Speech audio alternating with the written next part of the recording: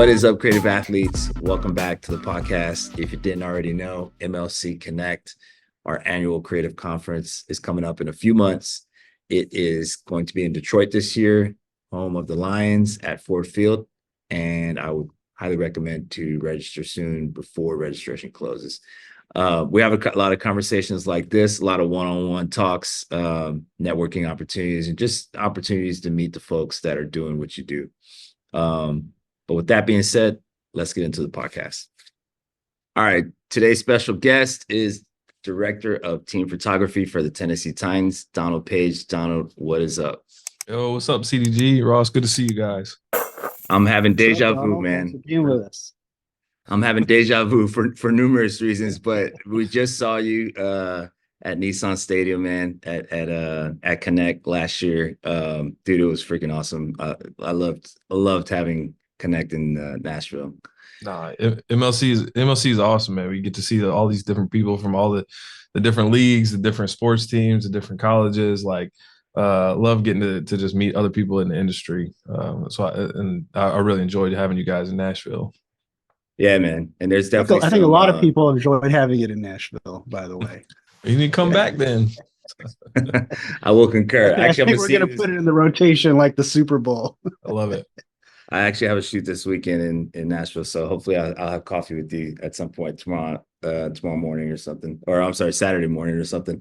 But yeah, speaking of the community at Connect, I honestly think that's how you and I met.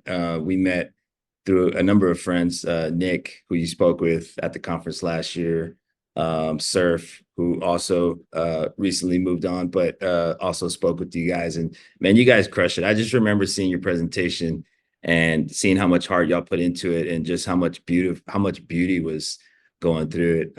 It wasn't like a ton of just your standard game day action, man. It was so much like design that went into that presentation. So I definitely am going to ask you about that. But I know you spent some time at the University of Tennessee, almost 6 years there. You did some independent work along the way, and you also ended up obviously at the Titans in 2019 and up to your role as team director of photography. But I know there's been a lot of road stops, along the way. So I did want to talk to you a little bit about that. And I was just wondering if, I missed anything, or if you can kind of fill in some blanks. No, you hit the high points for sure. I mean, like I was just this morning, I was brushing up the old LinkedIn, and I was taking a look at it and realizing, man, I've been doing this for 19 years. Like, first time I picked up a camera, first time I started doing some of this stuff, it's surprising sometimes to realize, like, you're almost at 20 years of working in this field, working in this industry. But it's like, it goes so fast, but it's like it's been a roller coaster. So you hit the high points for sure, but there's definitely been some. Maybe you can give us a little bit of that background, man. Talk a little bit about where you're from, where you went to school, and maybe your first job, and kind of what led you to your current role. Yeah, no doubt. Like I did go to school for photography, fine art. But I get asked a lot, like, do you have to go to school to do what you do? And it's like, the answer is no. Like, you don't. I did, but the answer is, like, you don't have to go to school for this. But what I do tell people is going to school, what it does is not about the degree, it's about the time you have to commit to a craft. If you go straight into a job or something, like, you're working, and then you're trying to do it on the nights and the weekends and trying to do that. But when you're in school, like, that's your life. And so you just have time to really focus and dedicate to learning the thing that you're doing, whether that's design, video, photography, whatever, like copywriting, all the different creative disciplines. That was the best thing to come out of that time. What should have been 4 was 5.5 for me, but it's like, we had a little good time along the way too. But straight from there, people want to know, hey, how do I get to your job? And it's like, I used to ask that question. I remember asking people, how do I get your job? How do I get to where you're at? And it's a frustrating answer to hear, and it's a frustrating answer to give, but like, there's no path. Like the path is, every single person is different. And so we all got to where we are at different, through different ways, you know? And so Right. my first job while I was in school was working with a wedding and portrait photographer. And like, I had no intentions of going into wedding and portrait photography, but like, I needed to learn the basics. I needed to learn shutter speed. I need to learn aperture. I need to learn, you know, just how to use the tool. Right. And so like, I tell people all the time, like, if you're spending time thinking about how to use the tool, what my technical thing should be, you're not thinking about like the art and the creative. So you need to know your tool, whether that's Photoshop, InDesign, you know, Premiere, whatever, editing, Avid, you know, whatever it is. You need to know it so well that that's not the thing you're thinking about. You know, you're thinking about the actual thing, that the product that you're making, or that you're working on, or that you're editing, or when you're taking the picture, you're not worrying about what your hand's doing. Your hand just kind of second nature, just does it. Um, and so like I talk to people a lot about that. Uh, I spent some time wedding and portrait photography, like I said, working with a really talented guy out of North Louisiana. You know, I still talk to him to this day. He was a mentor. Now he's a friend. You know, that's the cool thing about our industry is we get to meet each other, and people you look up to or people you learn from eventually become your friends and your colleagues. And so, yeah, I kind of did that. When I graduated, had to get a real job, had to pay the bills. And there was a book that I read. It was called Quitter by I think John Acuff. And the moral of the story was that it described your day job as your corporate sponsor. That you work the job so that you could pay the bills. So that job was giving you the money so that you could go do the thing that you really want to do. So on nights and weekends, I was shooting sports locally. I was driving to Baton Rouge. I was driving to New Orleans. I was driving to Nashville even. I spent in 2 years, I put 90,000 miles on my car, just going everywhere I could go to get in, to shoot. You know, and that was the kind of grind that like people don't see. They're like, oh, you're sitting in that chair now. But it's like, what about those, you know, all those nights and weekends that you gave up when you're putting it in? Like, you know, people don't see that. And that's or they're doing it right now and they think it's just me. And it's like, no, man, we've all been there. Like, put in that grind, it pays off. Absolutely. So I tell people, you know, like, hey, if you're doing it, keep doing it. It's going to pay off. Like, I had a guy early on in my career. You know, I was shooting a basketball game. What used to be the Hornets, now is the Pelicans. And this old grumpy AP photography came up to me, and he's like, how long you been doing this? Oh, you're still in school, huh? He's like, you need to quit now while you can. And I was like, what's this guy telling me to quit for? Like, you want me to quit? Like, why would you tell somebody to quit? I don't know. I just like, if you love it, don't quit. So I said, you know, appreciate the advice, you know, and like, that guy don't know, he doesn't remember me, he doesn't know me, but Yeah, he lives in Baltimore now, and I saw him last time we played the Ravens, and I remembered what that guy told me. So you know, it's like Michael Jordan. Sometimes you got to make up reasons to be motivated, but But you know what? It's also funny that it always seems to be the old crotchety, grumpy dude that either gives the best advice or gives you the best motivation. Yeah, for sure. And he's a talented guy. He's been doing it a long time. It's just sometimes the industry changes. It's changed a lot over the last 19 years. Yeah. And sometimes people don't like that. And like, you know, I was, you know, that guy motivated me. I was upset with him for a while, but honestly, like at some point, I was like, I get why he said what he said. Like, he maybe thought he was actually trying to help me out, but like he didn't. But he was, you know, he was just upset that things were changing and he didn't know what to do. Dude, that's such a interesting story, man. I think a lot of people can relate to that if especially in photography. Because I mean, some of those guys, I mean, let's be honest, man, they went from like film to digital, and that was not easy, man. Tough. You know, that's like going from, you know, the button phone to the touch screen, you know, like it was way more complicated. Sorry, that's not a good analogy, but but I had a chance to witness that. I mean, shoot, I used to get DVDs and CDs and, with files and stuff. And, but anyway, yeah, I could, I'll share my quick story. We hired this agency. I was pretty young at the time and just kind of maybe a couple years, maybe 4 or 5 years into the role, and to come in and like kind of serve as like executive creative director and help us with these campaigns. And I just remember the dude was such a a-hole, man. He was just super rude, dude. He wore red glasses. They were like bright red, thick.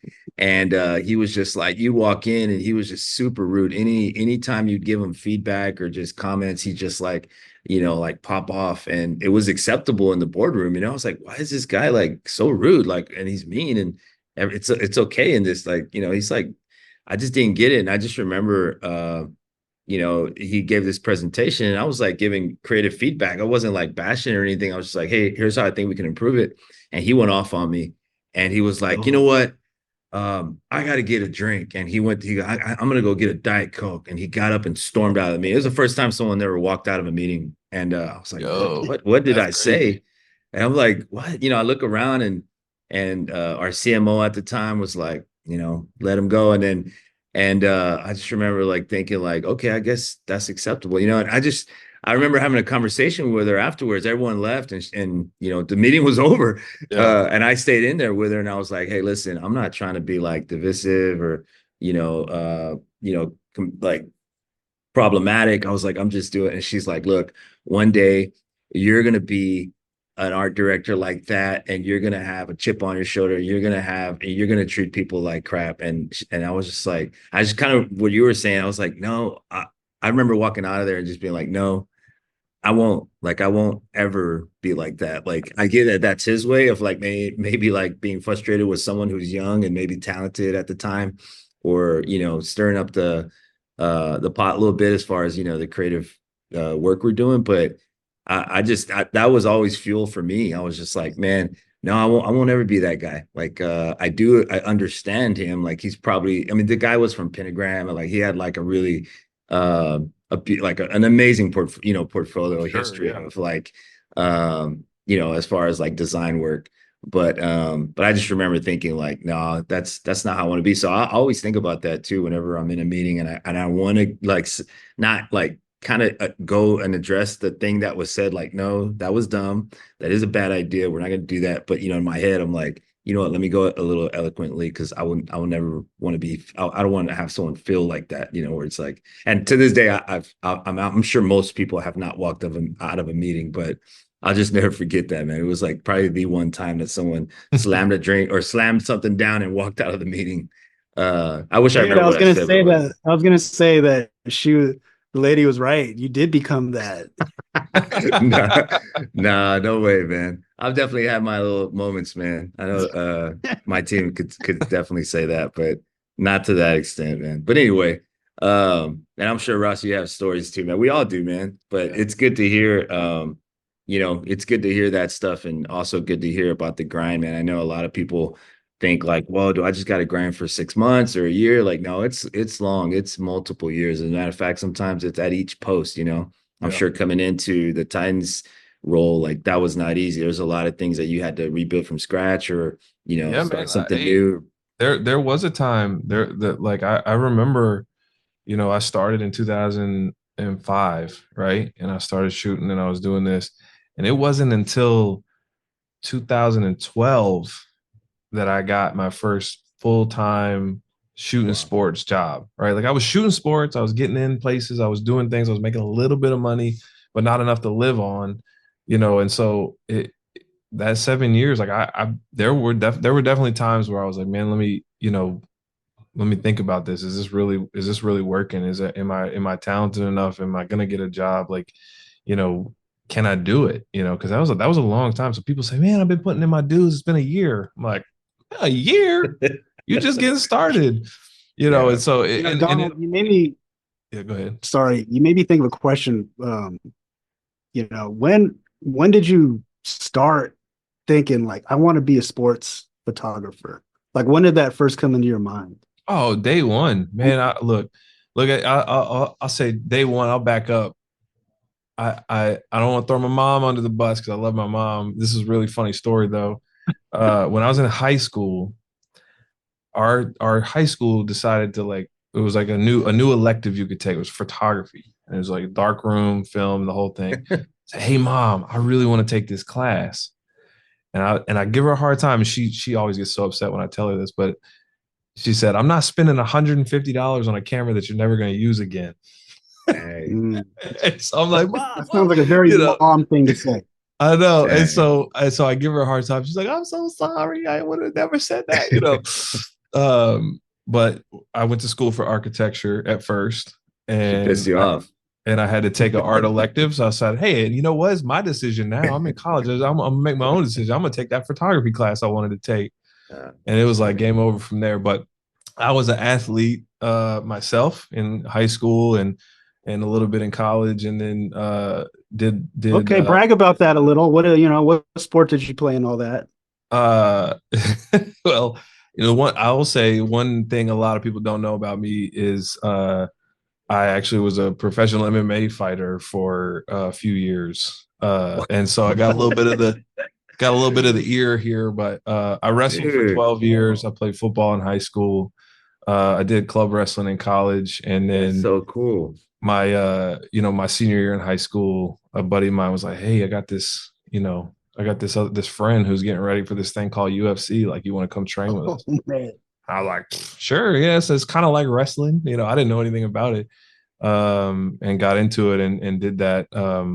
Was an amateur for a few years, and then after college, that was how I made my living for like about 2 years. So, oh man, yeah, dude, we did not know that. Yeah. No, I didn't see it coming. I thought you were Donald on the list of people not to mess with. Okay, I know. Make a little note of that. I thought you were gonna say like you row, like I'm a rower. No, man. Look, I'm fat and out of shape now. I turned 40 last week, the big 40, and hey, welcome to the club. And it's been over a decade since I've had a fight. So it was a fun part of my life. That's not long ago, bro. It definitely surprises people. I love that we got this out there, though. I know. I love that. I'm gonna have to send you guys a photo or something because it was a real underground because look, I'm dating myself. I know I'm old, but like this was back when you had to watch the like preview channel and they would run like ads for the Ultimate Fighting Championship or whatever. And like you were like, what's this pay-per-view thing? And then when they had the reality show, The Ultimate Fighter, like that was when it kind of really took off. So most of my fights were before that. And you can find me online if you really know how to find it. But like that was so long ago. That was like there's barely anything out there. So you got to really know what you're looking for. I love it. But that's where you got your grit, man. That's definitely, obviously, your mom, the story about your mom too is really cool, but that's definitely the start, man. Yeah. Combining that, creative athlete, dude, straight up. I know that was like a big long tangent to say like I was an athlete. And when I started getting into photography, it was like naturally, it was like shoot what you know, right? I was in school. I wasn't playing college football, but I knew a bunch of them because I went to a small school. And so it was like, hey, yeah, like I was able to get in and shoot on the sidelines. And like, doesn't matter that it was a small school. It wasn't a big brand. It was just, honestly, it was easier to get in because of that. So you just shoot what you know. And that's all I knew at that point. So I got in and did my thing from there. I'll be honest, I was a little cocky little turd.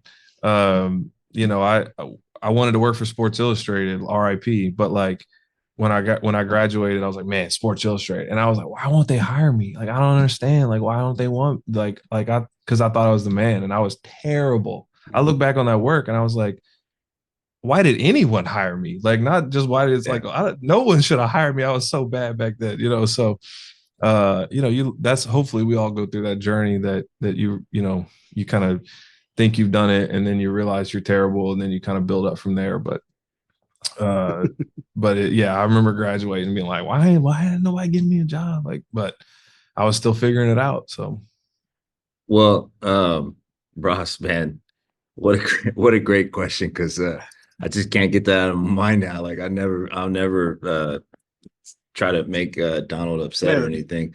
We'll never look at you the same now.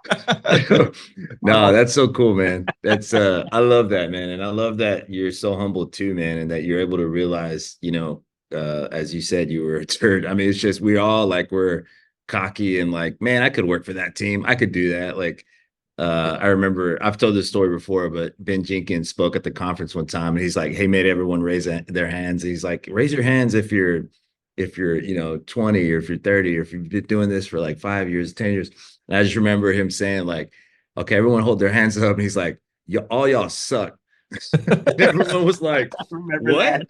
that? And you remember that? He's just like, "Y'all guys haven't figured it out. Trust me. Like I've paid my dues. You're gonna look back, and you cannot look back, 2 years and be like, oh no, you have to look back like 10 years and realize, well, I came through some stuff. I've grown as a professional and your craft, man. I mean, and speaking of, man, I do want to talk a little bit about, kind of your mindset and going through your work, because I know what you're doing now. I mean, you guys, not to steal your words from you, but you tell stories through photos, and I know that could be really cliche, but talk to me a little bit about that, man, about your approach and your philosophy going in. I mean, it's so easy to say, let's hire this. I'm sure they didn't hire you for it, and I know Surf, and I'm positive of that, but I know it's easy to think like, well, he shoots good action. Let's get him in here and do that. Like, I know you got hired to really, make this program something different. So talk to me a little about your philosophy when it comes to that stuff. Yeah, for sure. Especially now these days with the way technology is, the way equipment is. Like, it's not just about peak action. It's not like you need to do that. You need to be able to Right. do that, but like that's not difficult anymore. Like that's the part where people, it's like you get to a certain point and you just stop pushing. But one of the reasons Surf and I got along, I was here before he got hired, but like we Oh, had wow. worked Okay. yeah, so we had worked together before the Titans, as like when I was freelancing and doing some other stuff. Okay. When he was with the Dolphins, he fired me. Oh, he didn't fire me. He hired me as a freelancer then, and we had Okay. met, and it was just kind of through mutual. Our industry's so small. Like that's the Yeah. thing. Yeah. It's like the creative industry is so small, and like everyone knows everybody, and so like you know the Dolphins drafted one of the Tennessee players, and so we connected, and he's like, oh, check this guy's workout or whatever. But so we actually knew each other before the Titans. I got the job here, then he came along. But as far as Okay. philosophy goes, like Surf talks a lot about coverage versus storytelling, and you're like you said, telling stories with your photos, and like you have an opportunity to bring people where they can't go. You have opportunity to like show them something in a way that they've never seen it before. And Mhm. coverage is how they already see it. There was this play, there was this catch. Here's a photo of that catch. Mhm. Storytelling is the guy's face that he was when he was getting hit, or the sweat like flying off of him as the impact is, or the blood on a center's hand as he's because he's just getting wrecked every play. Like those are the things that like you watch it on TV or in person, you don't really see those things. Those really add an emotion and a level of depth that like you don't just not every person sees. And so that's what we talk about when we talk about storytelling. We talk about the bringing the viewer, bringing the fan, bringing the whoever to somewhere that they can't go physically. You're in the locker room, you're in the tunnel, they physically can't go there, but they visually can't go there either, because Mhm. it's basic coverage is only gets you so far. And so you let people see things that they've never seen before, they can't see in a certain way. And so general philosophy is to tell a story in that way, right? Like you of course you want clean backgrounds, you want straight horizons, you want all the like technical things that go into photography. But it's an emotion that connects people in a way that nothing else can. Can you tell us maybe like a quick story of something that, maybe a project that you were able to approach very differently and you got just, incredible feedback on, where it's like, I was not anticipating that. Maybe it was a project to shoot a game, and maybe it's when you got hired, at the Titans, or I don't know, something where you shot like that and you've been able to, something you were proud of. Yeah. I don't know about a specific project. It's tough to like think of over the years, but um there are times where I think I'm like, a photo's like, it's all right, but I'll turn it in, but it's not really. And then people love it, and I'm like, do I know what a good photo is? Because like I was barely interested in this photo at all, but then other people really love it, and so there is this sort of check about like making sure you're, kind of allowing your work to breathe a little bit and go that way. But um, That's good. I mean, I think that I'm trying to think through all the projects that we've done, but um, we look around the league and we don't necessarily see a lot of fashion, forward things, and so we've been, hey, look, why don't we do that? We do the video and photo working together, doing the foyer. That was one of the things that we talked about MLC last year. And it's getting guys that like, they spend decent money on their Yeah. outfits. They're really interested. It's not just the money I spent. This is a really expensive outfit. It's like, hey, I'm really interested in fashion, and so we get to like, that's part of storytelling. It's like letting people know under the helmet who that person is. And Mhm. so we're not necessarily getting like, the offensive lineman that wears the same t-shirt and ripped jeans every day. Like we're getting the guys that like, this is a genuine interest of them. So we're bringing people along to help tell a story of that athlete. And so I Yeah. would say things like that are just a little different. I think have Yeah. we did win an award for that. Like it's cool. Like I don't do things for awards, but like it's nice every once in a while to go, Yeah. okay, cool, the work that we put in paid off, right? Like it's maybe that one is more recent. Yeah. uh And but I yeah. think you guys also are able to tell the story of the culture as well, of the locker For room sure. or the or Tennessee, for instance, like it seems like anytime I see work that's looked through that lens, it's just a layer deeper. And that's one thing I always talk to photography creatives about is, you know, we have such an advantage working for the in-house team because I mean, of course, ESPN or whoever the media outlet is gonna get that sideline action, right? I mean, you're literally next to them, right, in the wells. For sure. But do they, are they flying in for, early practices, late practices, workouts, the ins and outs of the travel? No, like you guys have just unprecedented access at this point. I know it's been a lot of growing pains to get there, but now I feel like once you have a photography team, you put in that work, you're traveling. I mean, it's just there's so many stories to be told. Um, and I feel like you guys, and we talked a little bit about this. I mean, and you guys shared a lot of it about the brand.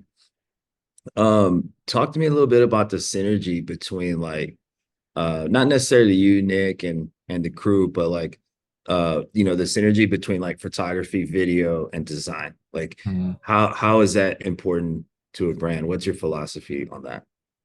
I mean, philosophy wise, I think it's important. We talk to a lot of different teams and a lot of different people at other organizations, or not just sports teams, but it isn't as common as it should be to have all of the creative disciplines under one umbrella, under one roof, and when design is a part of, marketing, and video is a part of, whatever, you name it.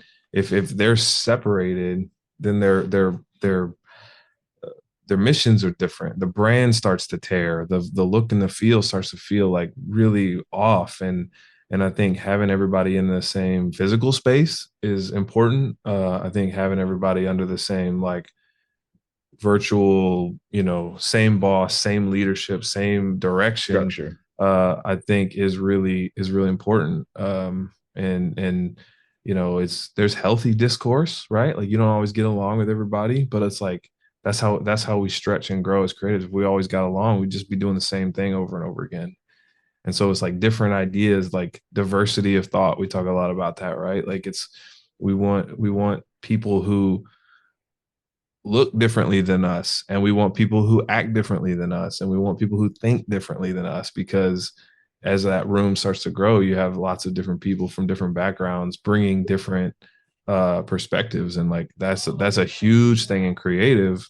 Especially my whole career has been in sports, in the sports field for different teams, but like outside of freelancing where I still did mostly sports, um, it so I can't really speak to what things would be like if I worked for a, Right. healthcare, a law firm or whatever. But like, it's really important to have that that different perspective in the room, because if we all have the same background, we just all keep doing the same work and it gets boring.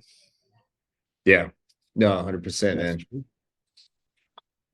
true. Hey, Donald, you mentioned the players really quick, but working for a team as a team photographer, what is your relationship with the players? Do you try to keep your distance to a point, or are you really like buddy buddy with them? Are they like, hey, Donald, come take a picture of me with this? I just want to like get a little insight into Yeah. your relationship with the on-field guys. Yeah, I think it's a common misconception, especially for folks that are early in their careers, that like, I want to be a team photographer so I can be tight with these athletes. And it's like, Right. that's not always the case, right? Like, I, you know, internally, I had a really good relationship with Derrick Henry. I mean, I got a giant Derrick Henry behind me on the wall, right? And it's like, Right. but I didn't really talk to him for like 2 years, right? Like, that's not something you don't force relationships. So like working with a team, you do interact. You are sharing space sometimes, the planes, the hotels, or whatever. Um, but the relationship has to happen naturally. Like, if I mean, I talk about that with people all the time, but it's like, if you have a good relationship with people, great. There's other guys on the team. They're like, hey, picture guy. They don't even know my name, and it's like, that's fine. Like, you don't need to know me. Like if you want to know me, that's cool. But like, I'm not gonna like, it doesn't like affect how I do my job. That like, they're here to do a job. I'm here to do a job. And like, Mhm. I think it's helpful if you do have a good relationship with people, because hey, how you doing? How's the kids? Whatever. But like, that's not that's not normal. Like, I think it takes time, and especially in talking about I'm sure we'll get into it, but the difference between college and pro, like, pro athletes are here to do a job. They come to work and they go home to their families or their other lives, whatever. And so it takes a lot longer because they're like, it's not as like on the ground, like, relationship. We're also not closer. We're not as close in age, And when I was working in college, I was a lot closer to college age person. Now I'm if I were in the locker room, I'd be the second oldest person in the locker room, because the kicker's a little older than me. But like, outside of that, you're just not in the same stage of life, and so some of that happens naturally because we're very similar. But Yeah. I think the relationship part of it is fun. It's nice. Yeah, it's cool, but like, it's not important. It's not something that shouldn't be the goal. If you're here to like have relationships with players, you're here for the wrong reason, and you'll burn out quicker. Because Absolutely. if you're here to just like buddy up with that stuff, like that that that won't keep you going. You have to love the work. And if you love the work, like, you'll be able to do this for a long time. That's great advice, man. Yeah, That's for great sure. advice I because definitely, no, I was just gonna say I've seen both sides of it, man. That's mhm. that's good. And it's good to, I think sometimes, I hate to say it like this, but some of those folks weed themselves out, or they get weeded out really quickly, Yeah, for sure. when you're tagging every single player and every single photo. And it's just, Mhm. you realize, I mean, I always want to, for me, photography has a really special spot. I mean, I always think it's like the beginning of any good brand. Like, it's so authentic, right? Like, it's not scripted sometimes, especially, if it's a candid shot or an action shot. And then of course a designer can really do so much with a high res, clean artistic photo. Kind of like I said, I can't tell you how many times I've listened to the bullpen and they're like, "Oh, this is the shot," and the photographer's like, "Dude, that was just like a accident. I didn't even know I uploaded that." And it's like, dude, this is gonna be the aesthetic of the whole campaign. And it's like, can you give me more of this? You're like, I didn't even do that on purpose. Yeah. Or, and then there's that synergy of, oh, you like that? Okay, cool. I Yeah. can go more shadows. I can give you a whole freaking silhouette next time. Yeah. Like I don't, Every stop along the way, I've always had a good relationship with our designer. I Jonathan King, we worked together at Tennessee. Now he's at I think he's at Mississippi State. And Matt Lang, we worked together at Louisiana Tech. We both were in college together. People don't know that. It's like, hey, like, how do y'all know each other? It's like, dude, I've known this dude for 20 years. And it's like, it's everywhere I've gone, Chris Bazin was here, and now we have Christine Zambetti. Like, yeah, great relationships with both of them, right? Like, I think it's so important for the photographer and the designer to have relationships. The Titans brand likes to lead with photography. It likes to be very photography forward. I think there's an emotional connection that photography brings. I'm obviously biased, but if you're a designer and your photographer are like step in step, like, man, that's going to elevate both people's work. Yeah, no, I agree 100%, man. Let's talk a little bit about some technical aspects of your job. I mean, are you shooting games? How do you manage the team if they're shooting the games? How do you what's kind of your kind of tactical approach so you don't miss, things that need to get covered and at the same time still, do some artistry. Yeah, and that's good because for there is like the technical side of things, and when let's approach a game day, right? Like, a lot of people, hey, I'd love to come work for you. Like, kind of, I want a shot of I want to work in the Titans. Like, okay, cool. We need people to shoot fans.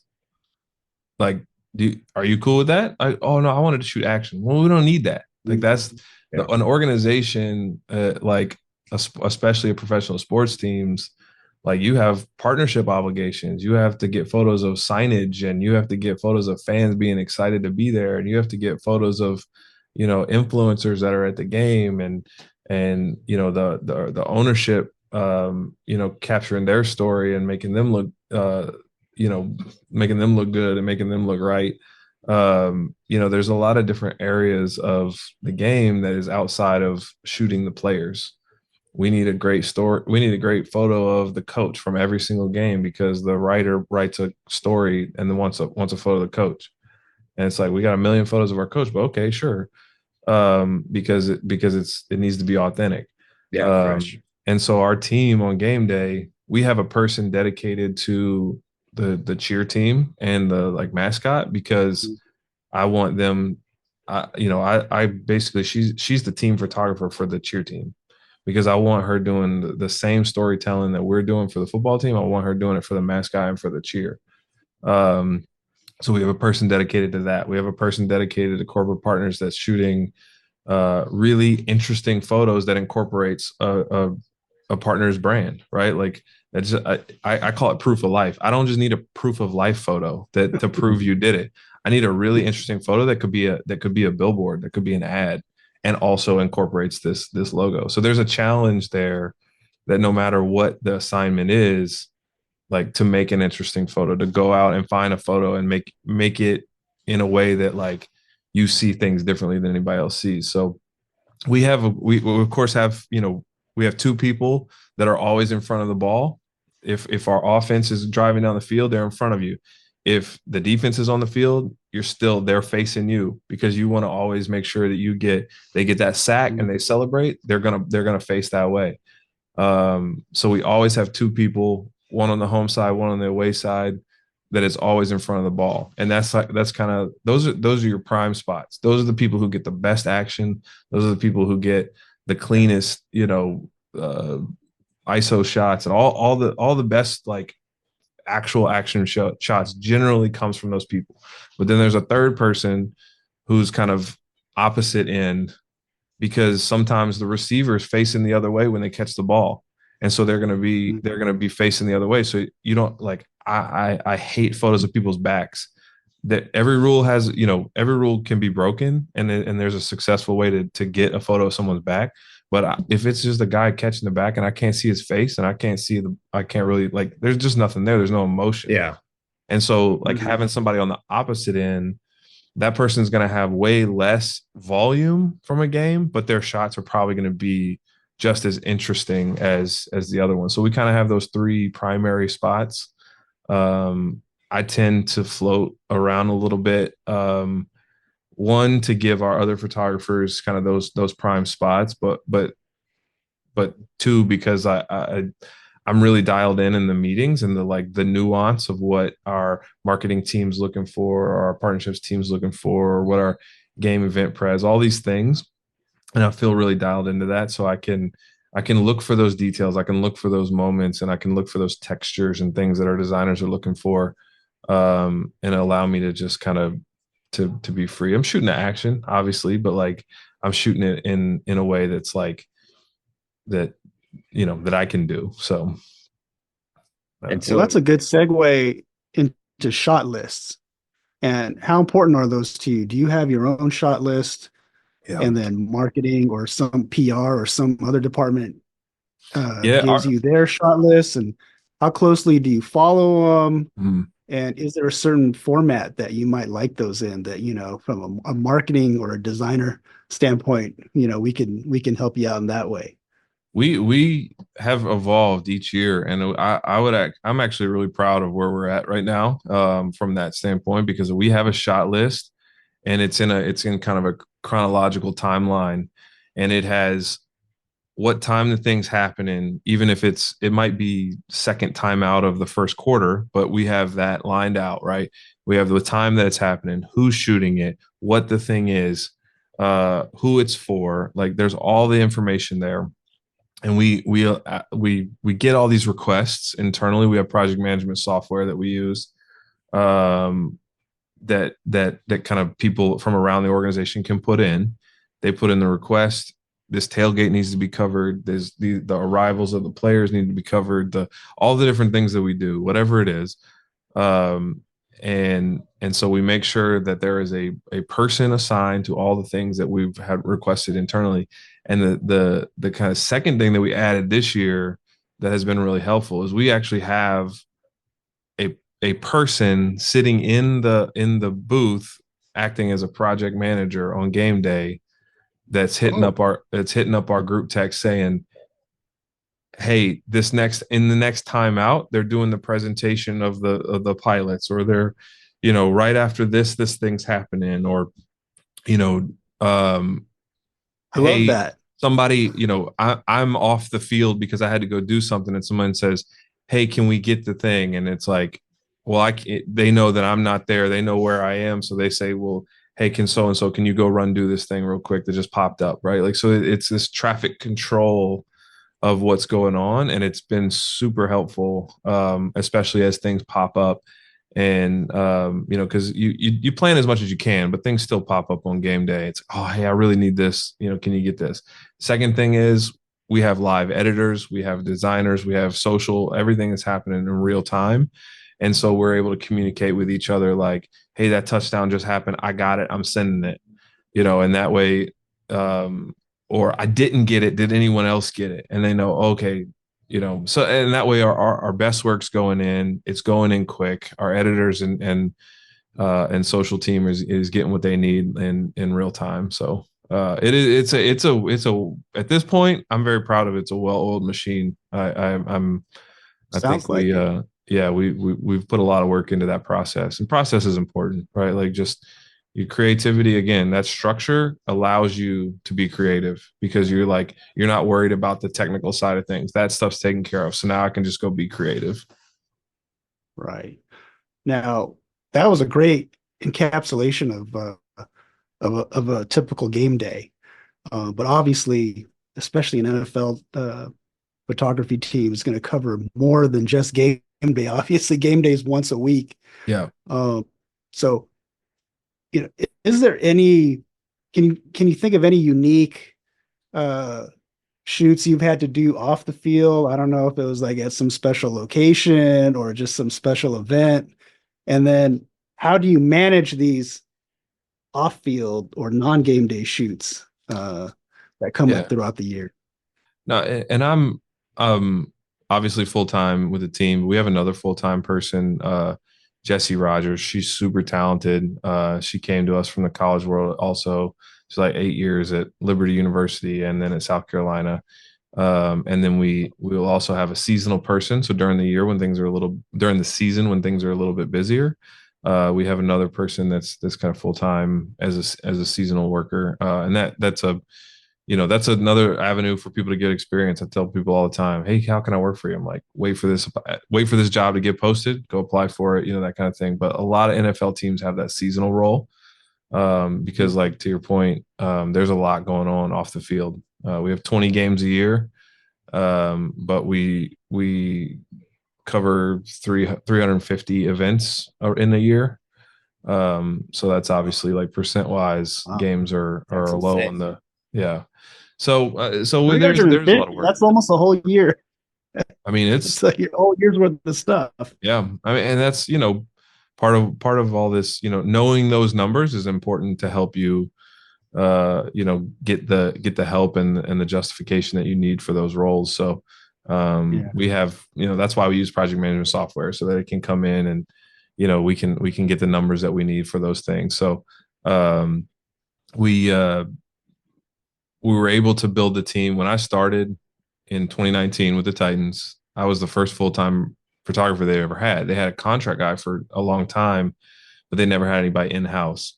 And so we've Wow. really built this thing up from scratch. And I'm proud of it. I'm proud of where we are now. Having two full-time people and three during the season is where most teams honestly probably should be. So Yeah.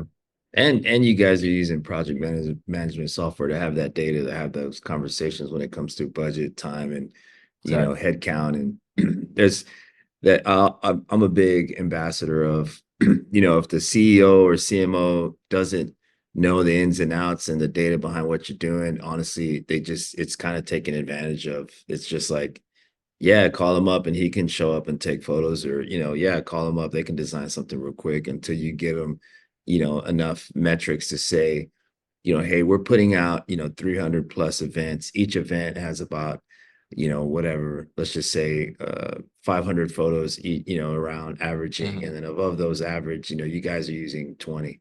Like there's an issue there. We Yeah. should probably be shooting less or shooting more strategically, or we should probably farm out some of these, or vice versa. You guys are adding to the list. We just added, brought on a events to, the events team is growing.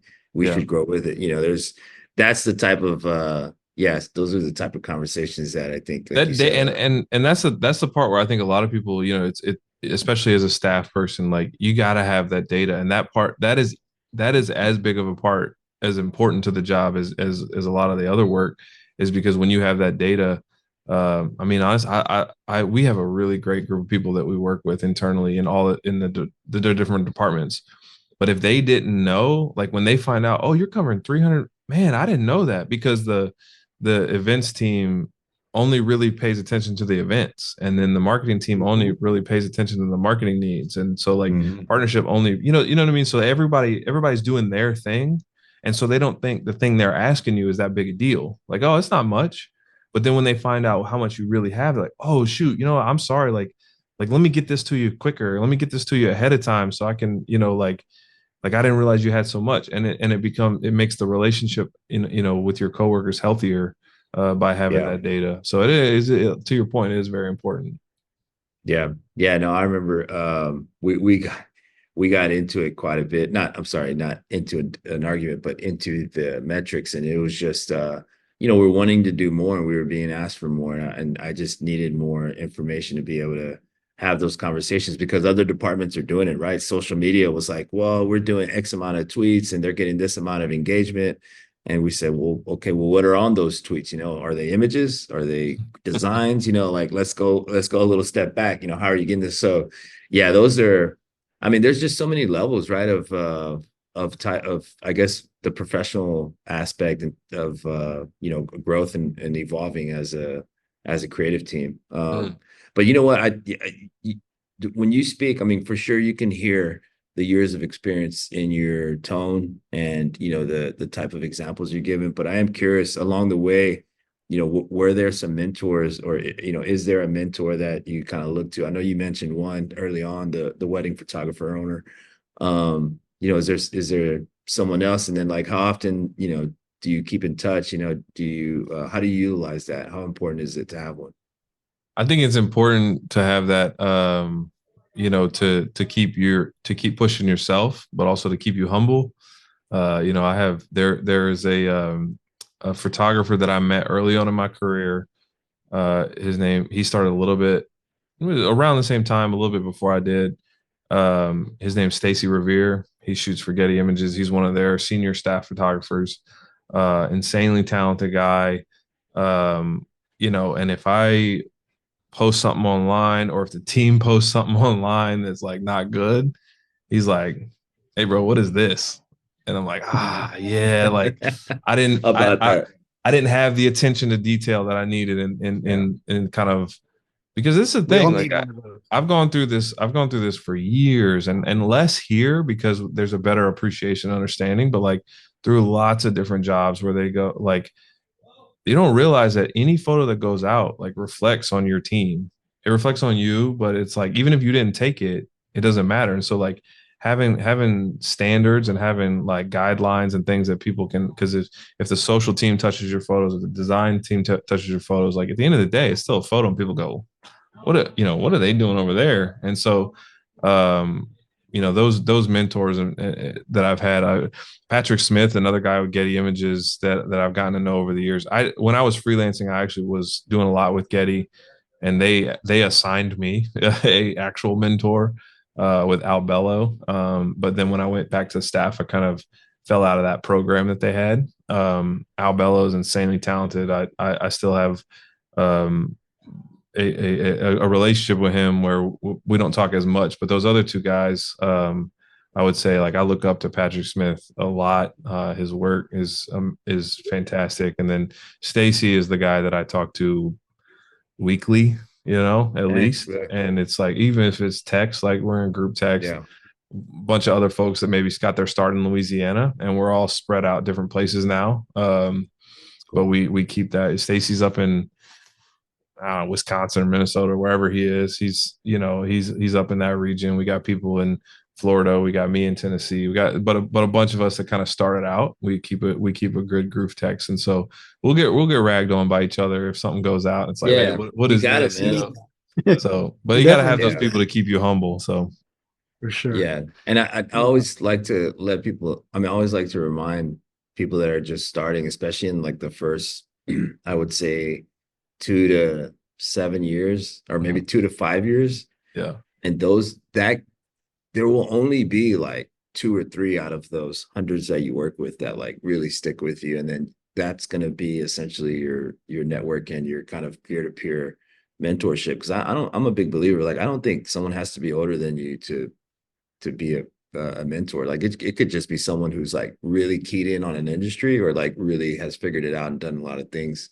no doubt. So I just always like to say, like, man, you have to, every stage of your life, you have to remember, you kind of have to keep your eyes open for those folks. Like who is going to be the one that ends up, going with me to the next phase, or as you say, like people that you reach out through across the nation, and, honestly, open doors too, right? No doubt. Donald, here's a chance for you to give someone else some props. Okay. What's another team, organization, or company that consistently puts out creative that you really admire? And it doesn't have to be sports. It's a good question. It is tough for me to not go straight to sports, just because that's been my whole career.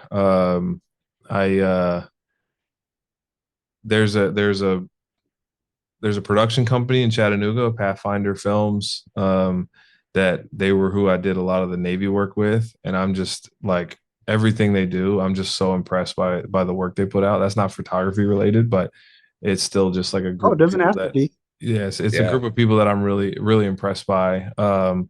And they're really coming up, and they've done some really cool things. But I already mentioned Stacy, Patrick. Um, Before we kind of got started, I was talking about our the relationship with the different people in our division, right? Like, and Zach Tarrant with the Texans is just one of the most talented people in the league. He's insanely creative, insanely talented.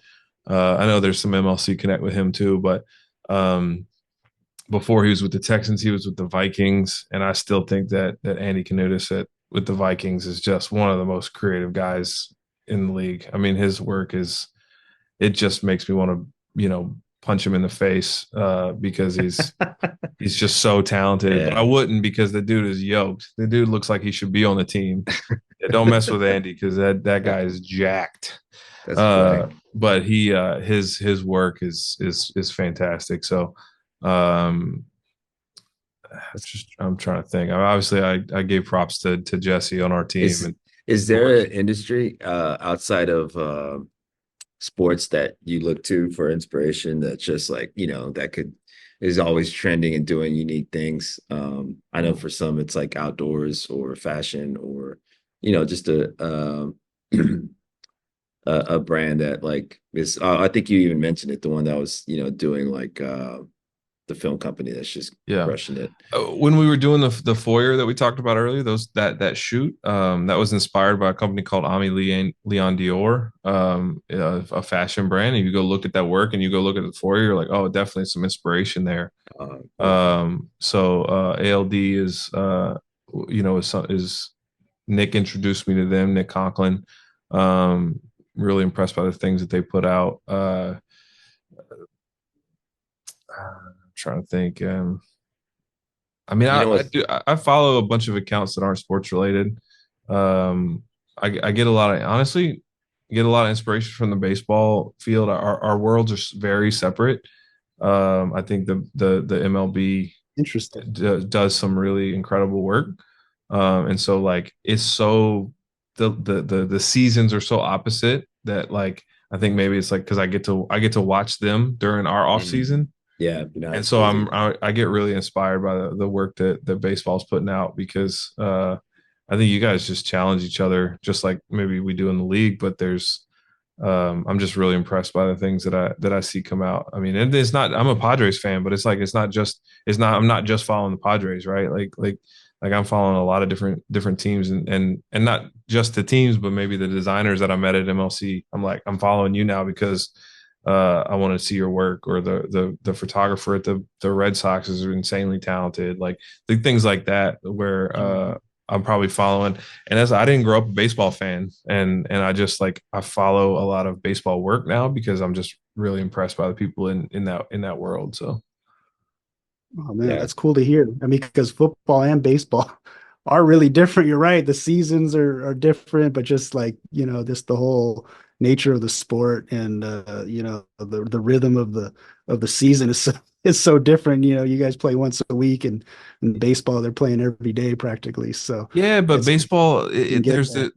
there's this connection to that baseball has with the nostalgia and the type of storytelling that you can do with baseball that's like we need to Mhm. be doing more of that in football. It's not all just you know smash mouth like exciting quick cut. It's not all just bang bang football stuff. You need to have those beautiful scenics and sunsets and the way people you can do things with baseball that you can't do in other sports. Like we got these massive stadiums, a lot of them are indoors, and we don't get a lot of the beautiful light that you can get. So it's like when I go out to the West Coast and shoot in some of those stadiums, it's just a dream because you just get this beautiful light.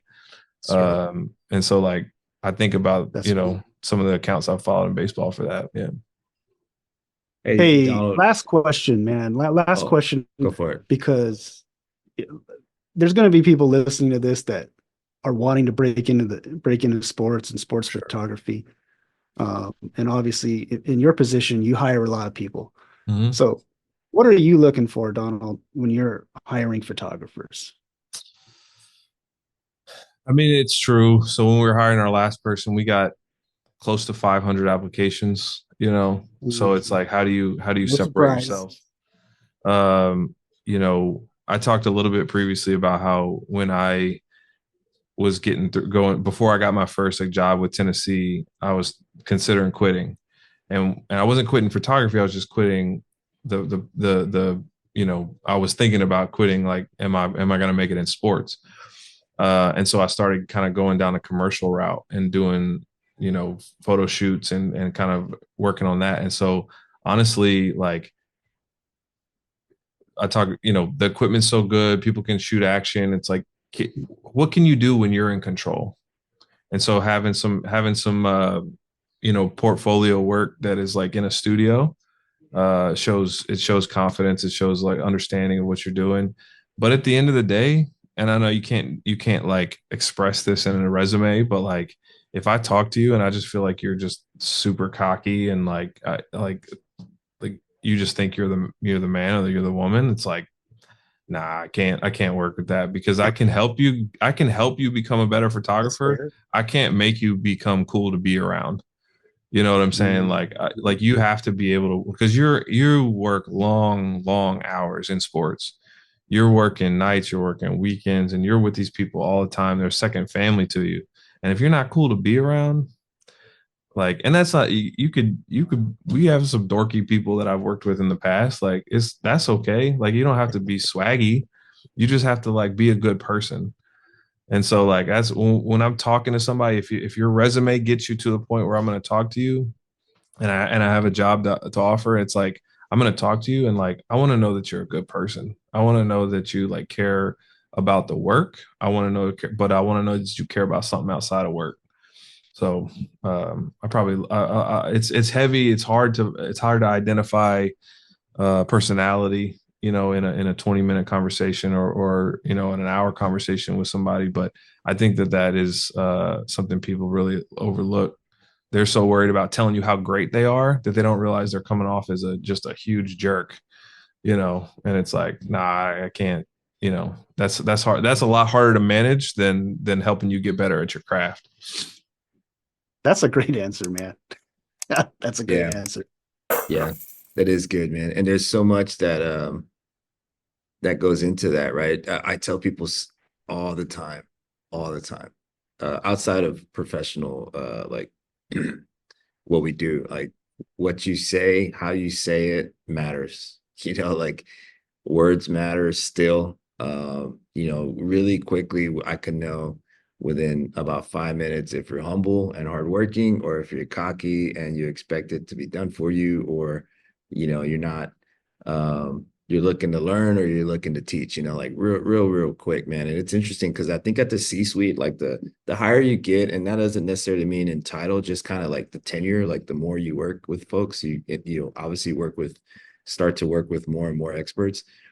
There's that's definitely a craft. Like I've been in walked out of multiple boardrooms, and those CEOs could usually be like full of crap, full of crap. That Yep. guy's good, or Yep. she's really good. She's just full of herself, like easy.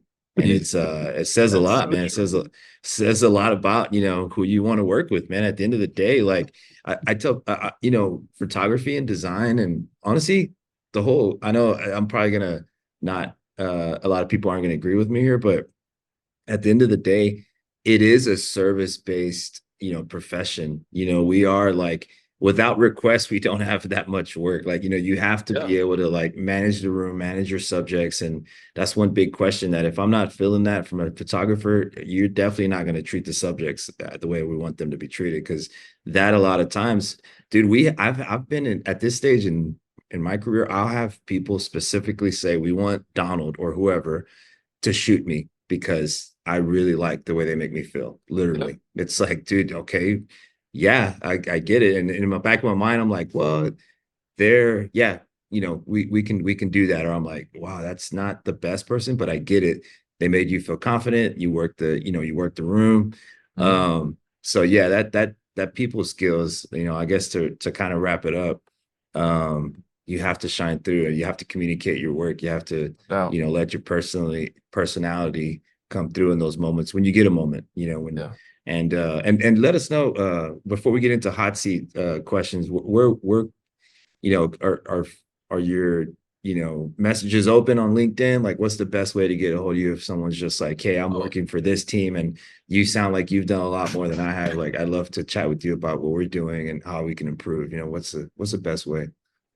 Probably most active on Instagram, Okay. at Donald P Page.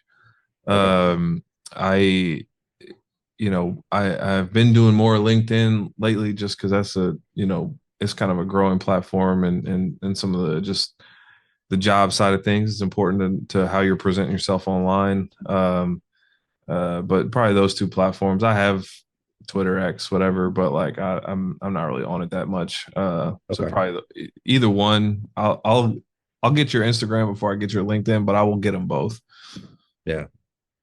And that stuff's so important, man. I can't stress that enough. If Donald's saying, it's there, holler if you need some help, this is my background. We might have some common interests.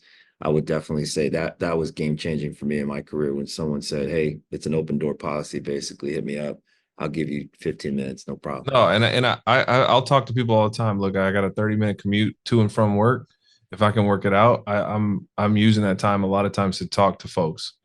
Sometimes it's family, sometimes it's people who reach out on Instagram, whatever. But I do try my best because I don't want to be that guy who says, "Hey, you need to quit." I want to talk to people and help them out. So I can't always do that for everybody. We do get a lot of messages and things like that from people, but you catch me at the right time. I'm gonna be able to hop on a call with you and try to help you out where I can. So I did an interview with some kid from Australia the other day.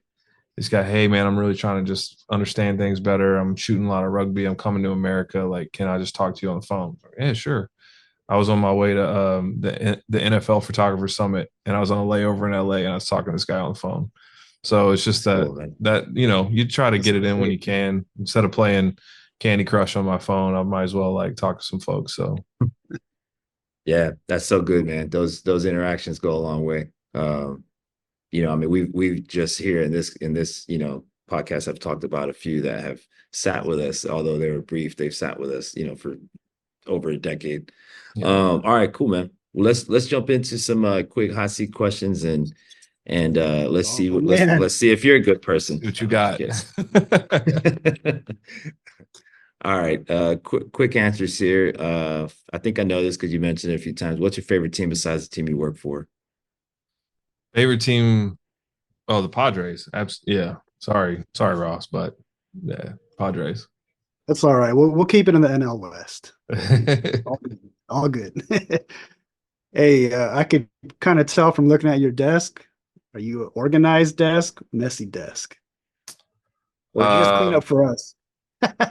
no, I mean it's fairly organized. I mean, there's a few things here, but I try to keep it clean. I get if you have a messy desk, I have I can't focus, so it's usually pretty clean. Yeah, and I also see some nuggets back there. That's your looks like your plaque from speaking in Nashville last year, which of course Yeah. crushed Got it, the man. got the thing here. So Yep. yeah, I think folks probably gonna go into your office and be like, "Oh man, when'd you drop that album?" Uh, but that's definitely a cool image too. It sounds like you gave us a little bit of insight to it, but I love that pixel we based. worked we worked with a guy. You can see his like name right here, the College Cuber. And it was just one of the kind of out of the box things that we were trying to do here. And this kid just designs things with Rubik's cubes, and so we have one that's obviously Derrick Henry, Oh wow, and then we have another one that's like our logo that's out in the hallways. That's crazy. So yeah, he's a super talented kid. Another guy that just found a that's way to insane. be creative and kind of make a living doing it. So All those are Rubik's cubes, like yeah, stacked. it's like That's 300 crazy. something Rubik's cubes. Oh my god, that is sick. You should check him out though. College Cuber kid does some like I say kid because I'm old, but like he does some Yeah. really cool things. Okay, let's go to images here. Blur images, missed an opportunity. All right. We all right, so obviously, you're shooting. Sometimes you get, you go through your images. Do you keep the blurry images as art or do you just, can them? I keep them if I was doing it on purpose. If I was trying to do something and then I'll keep them. But a lot of times, I'm shooting a texture for, I'm doing it blurry on purpose for the designers or whatever. I'll keep it. But if I wasn't doing it on purpose, I'm usually moving so fast that I don't even think to keep it. So no, we actually keep everything. So we have like on our server the entire take of like every game. So we actually do keep everything. But as far as like saved, searchable, edited images, like we don't keep that. So Got it. All right. Okay. You can't name the Titans other than the Titans. What team, any sport, in your opinion, has the best uniform? Best uniform. So I can't say Oilers because that's I'm just kidding. Technically, we cannot accept that as an answer. The best uniforms in any sport, any league. Ooh, oh gosh. Okay, it doesn't have to be the masterpiece of all masterpieces, but just You know what one I that It's you're really just, like, it's love? just what you I think, actually man. Just what you think. San Diego State's the Aztecs football helmets. Not that maybe not necessarily the whole, Oh, maybe not necessarily the whole uniform, but the helmets go crazy. So that is a San Diego different State answer. Aztecs have insane.